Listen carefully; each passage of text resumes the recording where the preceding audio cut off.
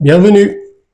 Dans de précédentes vidéos, nous avons vu que le mot « est » un adjectif démonstratif, plutôt un déterminant démonstratif, c'est sa nouvelle appellation. Dans cette vidéo, nous allons voir la position de l'article défini. Et parfois, il n'y a pas d'article défini. C'est le cas par exemple avec les noms propres.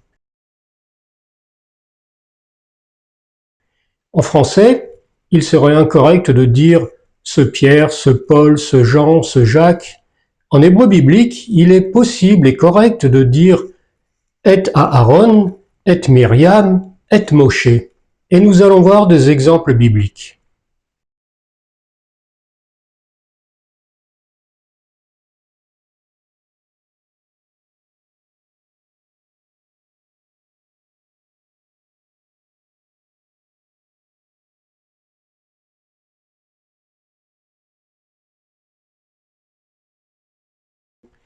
Il y a aussi d'autres mots qui ne sont pas des noms communs ni des noms propres, avec lesquels on n'emploie pas d'article défini. C'est le cas par exemple dans ces mots « et asher asalo beno ».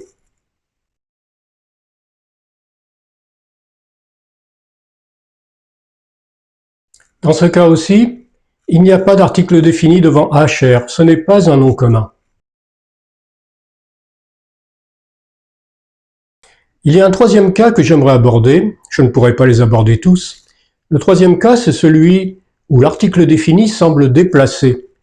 C'est le cas par exemple dans les mots « et misbeach anechoshet » ou encore dans les mots « et sefer haTorah ».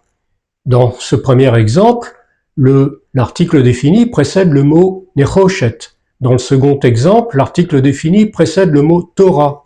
Alors pourquoi l'article défini n'est pas placé dans le premier exemple devant Misbeach, ou dans le deuxième exemple, pourquoi il n'est pas placé devant Sefer?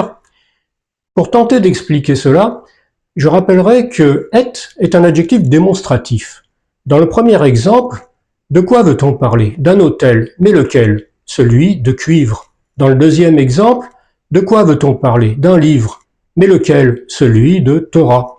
C'est pour cette raison que l'article défini précède le mot « nechoshet » et le mot « Torah ».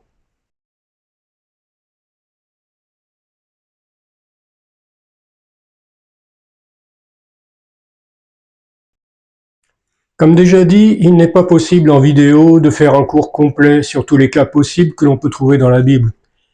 J'espère en tout cas que cette vidéo vous a éclairé, vous sera utile pour la compréhension des versets bibliques. Merci pour votre attention.